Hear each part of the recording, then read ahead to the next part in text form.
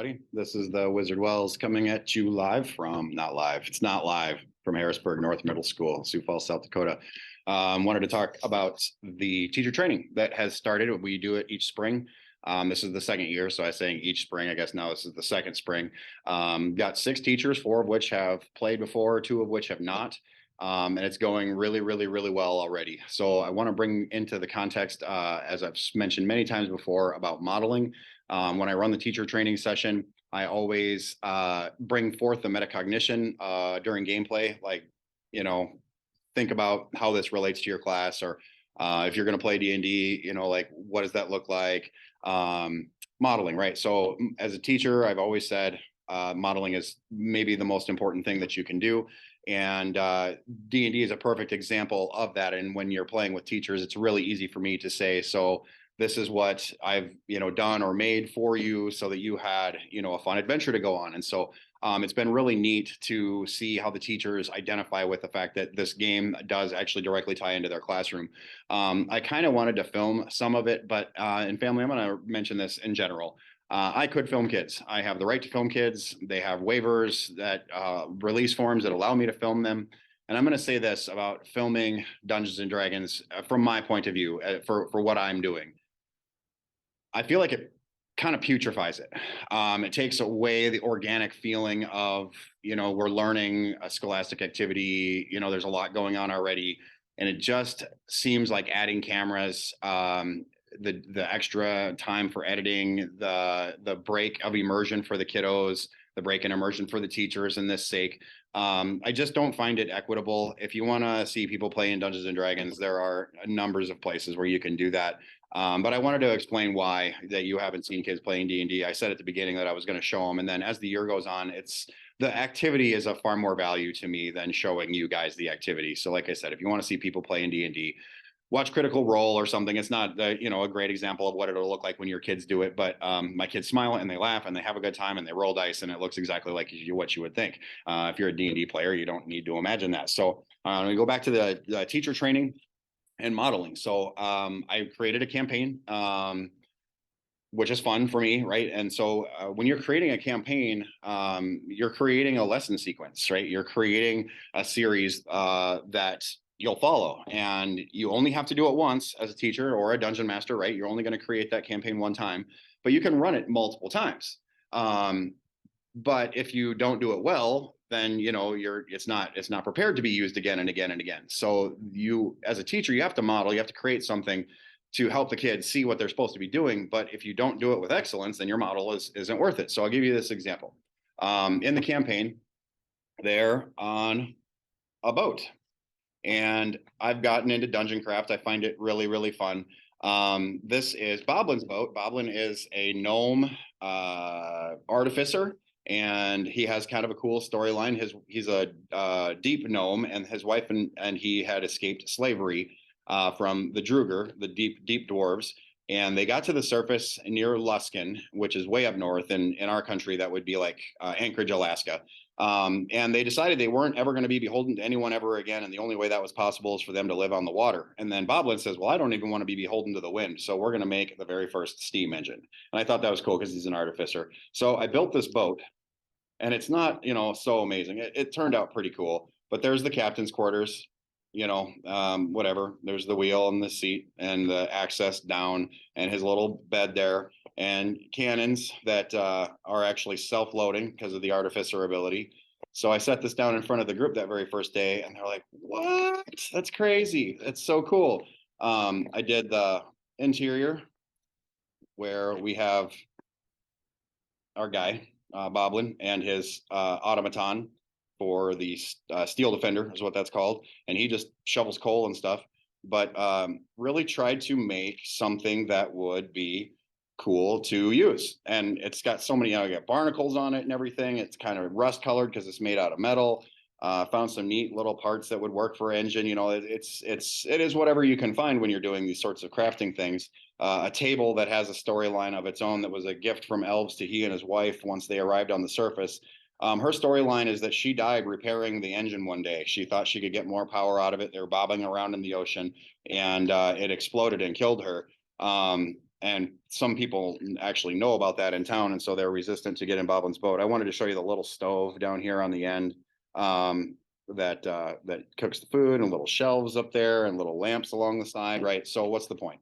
Modeling. I could have very easily printed out 8.5 by 11 sheet of paper with the boat map on it, which I created first so that I had a plan. But instead of doing that, instead of laying them down a flat piece of paper to play on, I dropped this boat down. And they were immediately drawn in by the model. Okay. And so how does that relate to teaching? This took 2 weeks, dry time and like figuring stuff out. And then I put mineral spirits on it to distress it like I always do. And then some of it got underneath the paint, started melting the XPS foam. So I had to do some repairs. But I could have taken the shortcut and just done the easy thing. Instead, I decided to do the hard thing, and I'll use this year after year, and it becomes a prop that kids can use for their games or whatever. This goes on and on like this. So I've said I built stuff.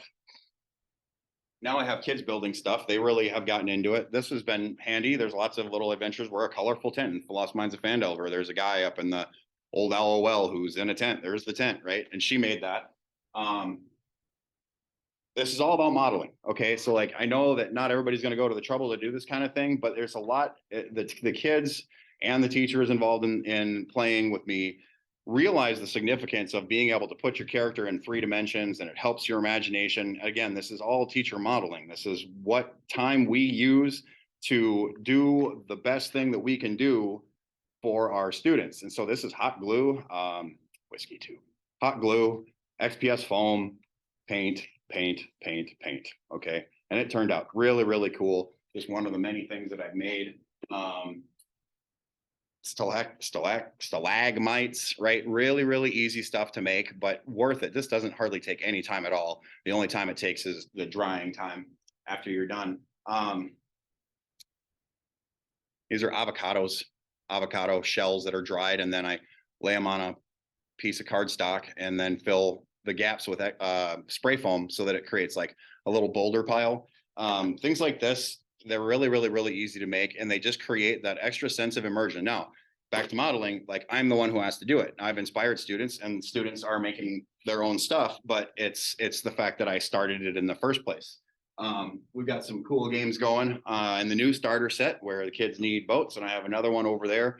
These are actually built by my friend Corey, but you can see just, like the imagination and being a kid or being a big kid like us, this all of a sudden brings you to that spot, right? Where you can see it, you can experience it, you have more fun doing it. And so that's been a big part. Even stuff as dumb as this ends up being a cool corner piece for a board where then you can set up whatever else you want. This could be a waterfall if you needed it to be.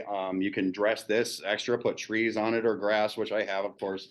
And so making stuff is the model by which you can draw your kids in. So I'm going to do a screen share real quick, and I'll finish up this discussion of the significance of modeling.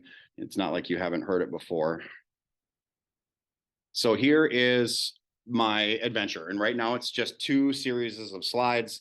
I'm going to go through them really quickly and just, again, reiterate modeling. So this would be like a teacher's lesson in almost every way. I have my kids do a lot of things in slides because it's easy for them to help each other by looking at a slide at a time instead of reading through documentation. And you try to create if you're good at being a teacher, you try to create your lessons like an adventure. I mean, why wouldn't you? So in Dungeons and Dragons and other role-playing games, you have social interaction, you have exploration, and you have combat. So in class, what that looks like is social interaction. They should have time to discuss and do things with their peers. Now, it should be academic and focused, but they should have the opportunity to have social interaction in their classroom. That's number 1. The next one is exploration. If you're not exploring in your classroom, if you're like just feeding them everything and you're expecting the output, and being happy with what you're getting back, you're probably not going to. You haven't given them any agency, any opportunity to explore. You've given them no options and so forth. So they're on what D&D nerds would call a railroad. So you've railroaded your students into learning.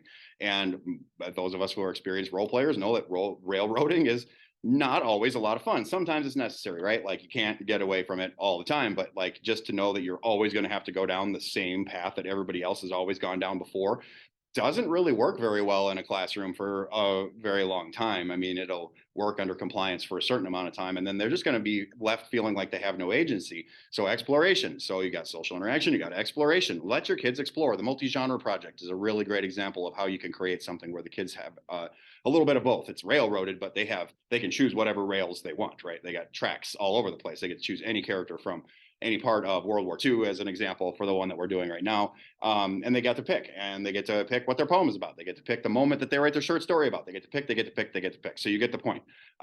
Being able to have that agency, that is the element of exploration that we can provide for them in class. And then just inciting curiosity. I have a model of the whole project, right? Like what curiosity does instill in them to want to succeed on their own. The last thing is combat. Now, I guess in school, in a regular lesson, combat would be your assessment. Like, really, like, okay, now you've talked about it, you've shared with a partner, you guys have now explored, maybe together, helping each other along the way. And then it comes time to actually like fight. And that's the assessment piece that comes at the end. And so you can see how easy that is. It's what we all do, probably, unless you're terrible. But that is the necessary flow for a game. And it's also the necessary flow for a lesson sequence. So again, just trying to show everybody how the validation of Dungeons and Dragons in class is exactly what it should be, right? Okay, so moving on. I put together a little visual, right? If you can't see it and kind of feel it and experience it, there's going to be some kids and grownups who can't approach the game the way that you would want them to. So you put together like, okay, here you are. Here's your setting in a story. This would be the setting. Overhead map, a visual art. This is all stolen, right? Because I'm just using it with kids and this right now. People have done a lot of, background for the Forgotten Realms and other places as well, wherever you want to go. But maps are really assistive to help show your players where they're at in correlation to the world. It helps gives them a sense of worldliness. And I provide as many as I can to just, keep zooming out and so they can see where they are in the scope of the world that was prepared. Okay, then the storyline text. Now, this is where it gets to be a bit time consuming, but this is also the fun part for myself as an English teacher, as a writer, and a guy who's been playing D&D forever. It's very fun to create these adventures. And the text can pretty much be, just read in chronological order. I always like to throw in, random stolen pictures from everywhere to give the NPC that's being present a face of some kind, which, for kids especially, I'll throw music in. This is a little sea shanty when they walk into this place I called the Jagged Cutlass. Their storyline is they started in jail in the corrupt town of Luskin, and the teachers were asked to determine why their character was in jail. And then NPC generator stuff. This is really easy. NPC generator I think is what it is. And it spits them out in this little format, and you can change whatever you need to change. Just gives you a little thing. One of my favorite things about this is this wasn't the original quest line. It said he is spying on the players on behalf of a group of elves, I think. But I decided, being the Forgotten Realms, that the Harpers are the good organization. They're like the good spies, if you're unfamiliar. And so it was really easy to throw that into the plot hook. And every character you generate with that generator has a plot hook. And so that's really, really helpful if you need something kind of random to do. Like, oh, yeah, remember Timmy lost his grandma's sword 100 years ago or whatever. And then you can go on that quest. Again, just a picture with his text. And I don't do a lot of differentiation in terms of like what I read and what I don't, since I'm the one creating it. And I'm not, intentionally creating it to hand to somebody else. I know what it is that I'm looking at, and I don't need to, separate the text and stuff.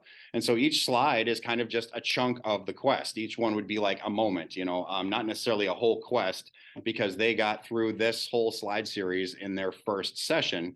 And in search for a captain. And I had the bar, the tavern set up and had minis in there, and had what I did for that was I took the captains that are in the slide series here, and I put them as a color mini, and I put everybody else in the bar as like a gray mini. And that way it was just, even for myself to be able to look at the tavern, which I wanted to be filled. I wanted them to get that sense that there's a lot of people here. And then when these captains are overhearing the conversation they're having with Prince Jest, they are all not going to go to Lion Rock, because it's this really dangerous place that has destroyed lots and lots of ships. And so the characters have to interact with all these people, the social interaction and exploration that's happening in simultaneity right there. And each one of these people has a little something to say to the characters about why they don't want to go to that place. Leaving us, of course, at the very end with good old Bobby B. And Boblin says, "I'll take you guys." And everybody like laughs and then gasps, and they start, saying things like, They'd be crazy to go with him, not unless they have a death wish. End up like his wife. Not for all the ale and Luskin would you find me on his boat. I didn't think the thing could even float, etc. And Boblin being then that underwritten underdog character, very fun to put into a game where all the captains have written him off. His wife has died on this boat. The thing is rusting. It sits really, really low in the water. I showed them, hey guys, it sits right about here in the water where that line is that separates the boat. And so just kind of a fun interaction where then they're aligned with the underdog. And if they decided they wanted to stay around, they could and do some stuff, but they didn't. They got right on the boat, and it was evening time. But Boblin said, if you want to get there by dawn, we got to go. And then I created the boat. Like I said, before I actually made it, I created it. And this is just Boblin's slide series. I found an image that I felt kind of fit what I was looking for before I built it. And then I used Incarnate, which is a really, really fun tool, and actually found out that it is available on kids' iPads because it's technically not flagged as a game because it's not a game.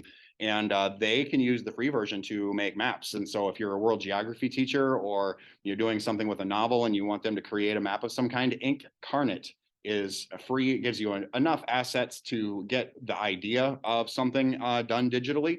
And so then I describe Boblin's boat, and here's the 3 pieces taken apart, so that you don't always have to be using this if it's just a simple cutaway scene or something. They have something to look at here, describing the main deck and all the elements that are on it and what everything does.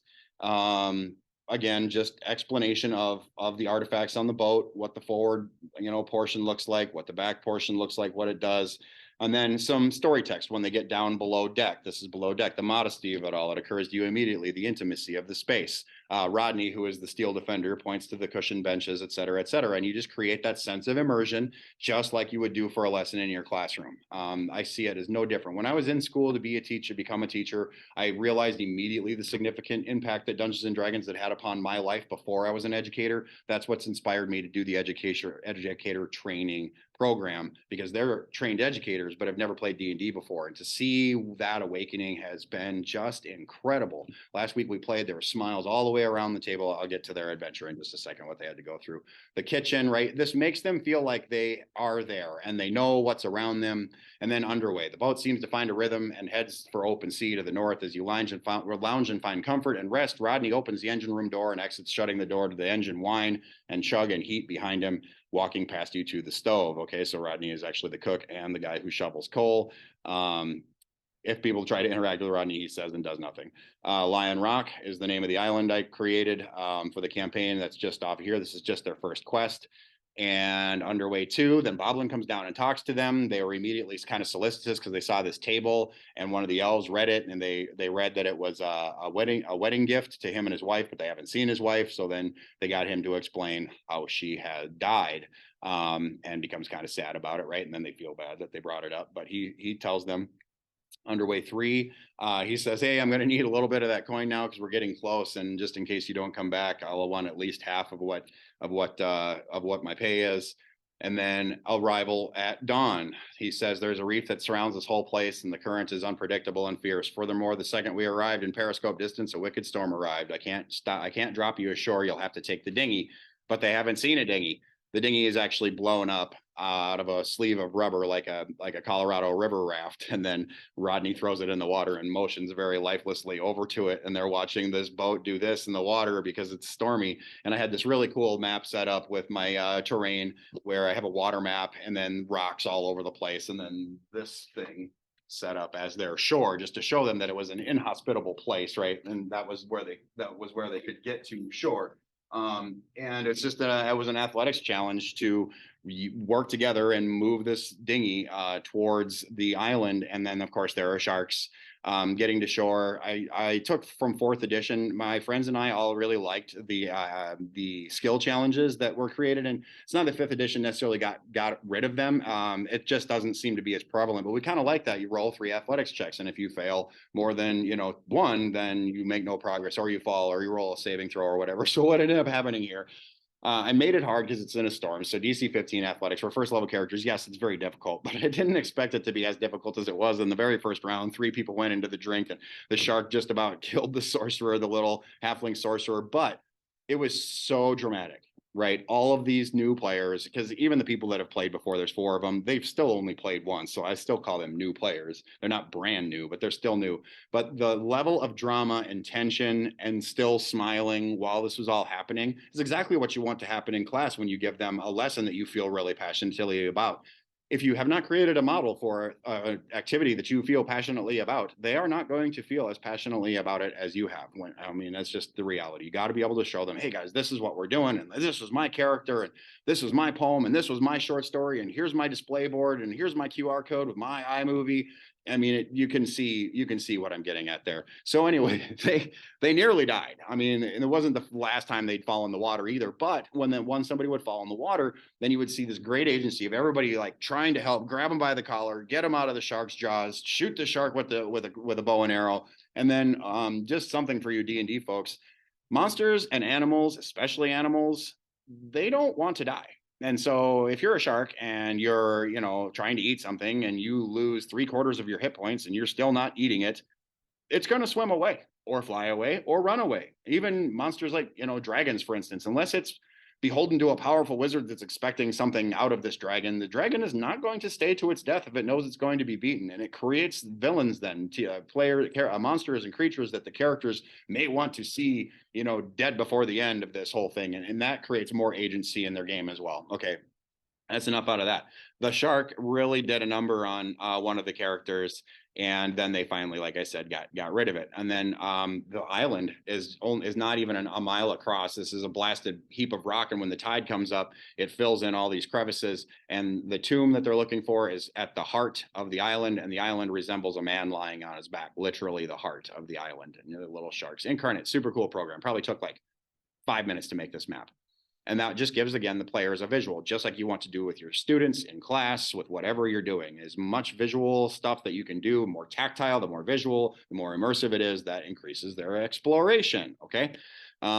And then on the rocks, once ashore, the characters discover this foreboding place. This is where they're currently at when they finally got to shore. And then they're going to have to face 2 golden lions as from the figurine of wondrous power, because the character entombed on this island has 2 rings that each have a lion's head on them. And those animals lurk around the rock to protect the tomb. And that's why it's called Lion Rock. And people wonder why they've seen these lions from a distance through spy glasses and stuff, and wonder how they survive on that island, because there's no food. Sea lions occasionally will shore there.